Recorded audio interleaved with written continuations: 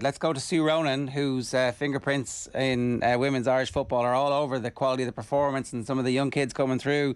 So we're all delighted. I can only imagine just how ecstatic you were last night. Oh my God, you know what? I got about 2 hours sleep last night, and it wasn't from celebrating or having a few drinks or anything like that. It was just the whole emotion of it, and the adrenaline was flying and the thoughts were flying. It was really an emotional night. I actually burst into tears at the end and the final whistle. Unfortunately, I wasn't able to get to Scotland. I was away with work and I was watching on my phone. But what a night! What an historic occasion! And it's really hard to put into words what this achievement means. It's something that everyone involved in women's football in Ireland for the last 50 years, from players to coaches to administrators to volunteers, have worked towards this moment. And for this group of players to finally get over the line, I can just say a huge congratulations to all involved, to the players, to the coaching staff. I mean, we just have super talent in that squad at the moment. And, all the players bought into what Vera and her team wanted from the very beginning. She outlined the commitment that was needed, and you had players, every one of them went and got a professional club. They were training with boys. They were looking after themselves, putting careers on hold, really giving everything for the cause. And to get us over the line, to a World Cup, like, we just can't underestimate this achievement, especially coming out of Europe. It's just fantastic. Talk to us then, before we get to the end, the emotions in the middle of the game. 12 minutes in, referee gives a penalty. There's a yellow card. It kind of seems like, well, okay, not quite sure about the yellow card, but for that bit, you're thinking, oh no, we've seen this movie before. Yeah, absolutely. And as I said, I was watching it on the phone, and the RC player kept stopping and blocking. But anyway, eventually I saw most of it, but I wasn't getting all the replays or hearing all the commentary. But yeah, I thought we started really well. We came out of the traps, we went after Scotland. We were pressing them really high. We were aggressive. We were really meant business. And I thought to myself, this is great. This is exactly what we want. We're well able to take this team, and especially them maybe being a little bit fatigued from last week. I just thought we were setting the tone early on. And then it just turned, as you said, penalty given out of nothing. I didn't see a replay or didn't hear what was said. It seemed to be ball to hand. Was it the ball flew up off Eve's hand? Yeah, and I mean, she seemed distraught about it. But what a save by Courtney. And I have to say, for me, Courtney was man of the match. And I know it was given to Amber, and she changed the game and the course of history, of course. But I just thought Courtney was magnificent on the night. She was assured in everything she did. But yeah, when that penalty was given, you thought to yourself, oh my gosh, we've been here before. But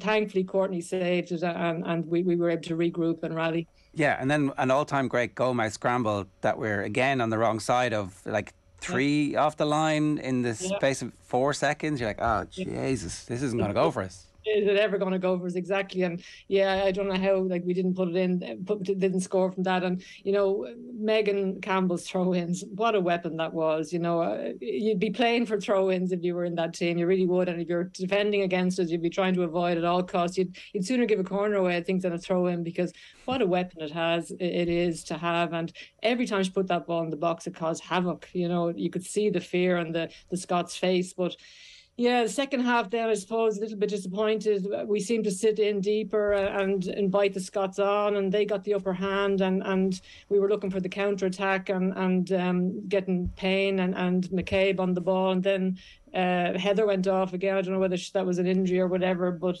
when Amber came on, I thought to myself, great, we've more pace up front now.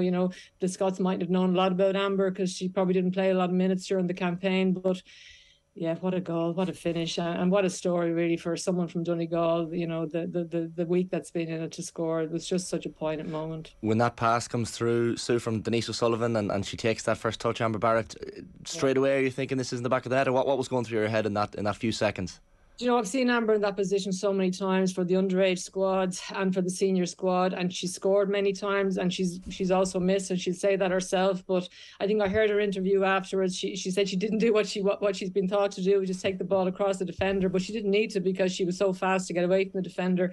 I mean, the vision by Denise straight away to put her through was excellent, and in fairness, Amber had picked up a nice position just away from the centre half, but yeah, her pace took her away, and as she said, she went back to the old reliable of the toe poke, but I mean, that's not an easy skill either. She had to place that well, and she really put it, and it was well inside the far post as well. It didn't just creep in. It was about a yard inside the far post. She just got her angles perfectly right, and it was, oh look, it was a fantastic moment. And I just knew, knowing the team we have, knowing the passion that's in that team, knowing how they love to defend. And you look at Niamh Fahey, Louise Quinn, Diane Caldwell, they've been around forever, never mind the rest of the team, Anya O'Gorman as well, you know, Megan Campbell. They just love defending, and bodies and everything were on the line, and I just knew the Scots were going to find it so hard to come back. I think there was one stage where like the ball was coming into the box and Louise Quinn must have headed it out about 3 times in the space of 30 seconds, and I was like, she must be dizzy after that, because I know, I'd say there's some headaches there this morning, but look, I mean, that's Louise's strength. It's a huge strength, you know, it's one of her strengths. She's got many others, but one of her huge strengths is her heading ability, whether it's in the defensive half of the pitch or indeed in the attacking end of the pitch. She's such a weapon, as we know as well, from set play going forward for, you know, at corners or Megan's throw-ins. But yeah, it was bodies on the line. And like, again, we talked about Niamh Fahey coming back into that team. And I know we were missing some really big players who have done so well during the campaign. Megan Connolly, Rusha, Jessu. And it was good to see a couple of them there being able to cheer on the team. But I think for me, having Niamh Fahey back in that team was a huge plus. You know, it really was. She just brings so much. She does so much work that people probably don't see. But she's so reliable. She puts her body on the line. And you know, when she got so anxious and so angry late on when a bit of a tackle went in, again, I didn't see it properly or a replay on it. You knew there was something after happening because, you know, she's so calm on the pitch. She doesn't get involved in anything. She just does her job and she puts her body on the line no more than the other girls do. And it was just well deserved. And when you think of the campaign they've come through, to qualify, like we all felt all the ducks were aligning for this to happen, you know, with all the resources that have gone into the team over the last 5-6 years and with the quality of players we have now and where they're playing, we felt it was only a matter of time. But I think others will probably agree. We probably thought the Euros would have been the breakthrough for us, because to qualify out of Europe for a World Cup, you can't underestimate how hard it is. This time 11 teams actually qualified for the 2023 World Cup, but that's the first time ever. It's usually only 7 or 8, but even 11, it's 11 out of 54. And some of the top teams, most of the top 20 in the world are actually from Europe. So when you think about it that way, it's just some achievement. It really is for little old Ireland to qualify. It's great. I know it's not sexy to be talking about world rankings and all that kind of stuff, but actually this is massively important just in terms of our draw in groups in the future and how it might be easier for us in the future. And that in turn, it just means that the strength in depth gets better. Like this is kind of one of those rolling balls of momentum now. Everything. It's the catalyst. I mean, we've said it on this program before. We've had this conversation all through the qualifying campaign, you know, before, after every game, after every game, after every great result. This is going to be the catalyst for change, you know, in this country in women's football. It's going to attract more interest in the game. It's going to attract more players. It's going to normalise women playing football for the next generation of kids, and I mean boys as well as girls. It's going to attract more coaches into the game, maybe higher profile coaches. It's going to attract more investment, which is the big piece. You know, you're going to have partners now want to get involved. You're going to have broadcasters fighting with each other to show games. You're going to be able to attract marquee friendly games here. This is just the catalyst, and you know it needs to be capitalized on, and I think it will. But it's just fantastic, and it's something we've been waiting for. And we've seen it in every other country in the world. Every country where a women's team qualifies for a World Cup, it's the catalyst for the next step to the next level. And I can't wait to see what's going to come down the line in the next few years. It's brilliant. It's already been referenced, I think, Sue, in a couple of the post-match interviews with the girls last night. But Liberty Hall is only 5 years ago with the sharing of the tracksuits and the getting changed in toilets. Could you have envisaged back then that we would be here 5 years on talking about heading to a World Cup? No, I didn't envisage it, but you know what, the girls were absolutely right to do what they did. There was a huge amount of work going on in the background to try and get the proper conditions for them. Unfortunately, it wasn't happening, and the only avenue open to them at the time they felt was to go public themselves, and they were right. And that, you know, that has led to the change now, and the resources are now put in the team. I mean, before that, you didn't have full-time staff with the team. The coach wasn't full-time. I wasn't full-time. Noah King wasn't full-time. Colin Bell was actually the first full-time coach we've had. The backroom staff weren't full-time. You didn't have performance analysis. You didn't have full-time video analyst. You didn't have strength and conditioning coach. You didn't have all the GPS, nutrition, nutrition expertise, none of that. Home-based sessions. There was nothing like that happening. And more importantly, the girls were out of pocket playing for their country. And, you know, you can only do that for so long for the love of the game. You know, if you want to be serious about any sport, you have to train like a professional. And to be able to do that, you're in a professional environment, you're getting paid a proper salary where you don't have to worry about, you know, who's going to put food on the table, who's going to pay for the energy bills. And, you know, that has come about as a result of what those girls did, and you know that has led to where they are today. It's certainly, you know, it's brilliant, and it's what a celebration as well. Women's football is 50 years in 2023. It's 50 years since the first international women's game. So what a celebration that's going to be. To think about like what happens next, right? Vera Pauw talked about the 5 consecutive clean sheets. They've obviously built a team that is ready to defend, you know, in the aftermath of the game. They were talking about how this is part of our identity. We actually really enjoy it. Not a bad way to go into a World Cup if we are drawn against superior opposition, teams ranked above us. Like, they're not going to really fear most teams. Certainly if we get drawn against England very good at the moment, America very good at the moment. But after that, you'd be like, look, we know how to defend. We've defended against really good teams. We know how to attack. We're good on the counter-attack. Like, they're well set up to make a run at this now.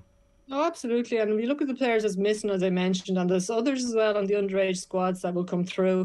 And there's others maybe that have been in the periphery of the squad that are maybe a little bit young and lacking a little bit of experience at the moment. You look at Abby Larkin. I mean, another year under her belt now. What a player she's going to be. Ellen Malloy, likewise. And I know Ellen has an injury at the moment, but you would hope, you know, that, please God, herself and the others injured will be fit by then. But we've got such a pool of talented players. And, you know, it's outside even the 15, 16 that have been used. I mean, the rest of the squad, you've got others knocking on the door that haven't made the squad, and you've got underage players coming through. So, you know, I think we have a great basis to work from. I think big countries will fear us. They won't want to get us in the group because they know we're going to be very difficult to break down. And the bigger countries won't want us. We've done it against Sweden. We've done it against Denmark and friendlies, Australia, Iceland. These are big teams. Yes, your England and your USA, maybe your Japan, you know, probably Brazil. They're on a different level. Canada as well, you could probably put in that bracket. Germany as well. Germany's been playing very well, but I don't think anyone will fancy getting us. And again, we've spoken about this before. Funnily enough, I think it's going to be easier to get out of a group stage in a World Cup than it would have been maybe in a Euros finals, because you have 16 teams in the Euro finals. The top 16 in Europe, which are mostly the top 16 in the world. You're now into a 32 in the world, in a World Cup. You're going to be playing against teams that have qualified from their confederations, but they're not necessarily any stronger than us. It's just the way the qualifying process is. So, you know, some of these will be ranked lower than us. So, you know, it gives us a good opportunity to potentially get some good results and against maybe weaker teams and put it up to the tougher teams in the group. I think what you're saying there, Sue, is that we're going to win the World Cup next summer. Well, Amber Barrett said last night, you know, if she said to Vera, if you want to win the World Cup, you have to play me. So I laughed my head off. Look, I mean, let's enjoy this moment. It's been a long time coming. No doubt we'll all, you know, rear back on our expectations as it gets closer, and Vera will make sure that nobody's running ahead with themselves. And look, we're being realistic. We're there. Let's enjoy that. And I'm sure the team and the squad will be prepared as best as they can to perform against whoever they play. And anything can happen. In a game of football, anything can happen. The win against Australia in the friendly, in retrospect, was this mad turning point. It's kind of a hinge moment where before that, they'd been on a terrible run where some of the performances were good but mistakes were creeping in, or some of the performances were bad and it just didn't look like it was clicking, and then all of a sudden that one night it clicks, and since then they've had confidence and belief, and it's mad how that happens. Something just flicks sometimes, and you're right, you know, they were playing all these teams that be ranked higher, and people were questioning, is this the right thing to do, because it's not breeding confidence, you're not winning the games. But Vera stuck to, you know, what she wanted to do, which was expose the girls to a higher level of opposition, which is exactly what you need to do. There's no point playing teams weaker than you and hammering them in friendlies, and, you know, you're starting to think, oh God, we're great now, and then you go up against a top team and you're not able to live with them. So yeah, there was doubts there for a while, but then against Australia, that win and that just like flipped a switch. Whether it led, I'm sure it did lead to belief in the players, but I also think it's been a series of building blocks that was the plan, and it was all leading to this moment of, you know, moment we waited for years, this qualification. And it's amazing how it happens. I'm actually in Switzerland at the moment at work, so I went to the Switzerland-Wales game last night, and Wales were the dominant team in the first half, and I'm looking at it, and Switzerland are ranked ahead of them, and I'm thinking Wales have no problem with this game here. 1-0 up, well in control. Switzerland offering nothing. Switzerland scored just before halftime, and that just flicked the whole game. Second half, they completely dominated, and Wales went in the other direction.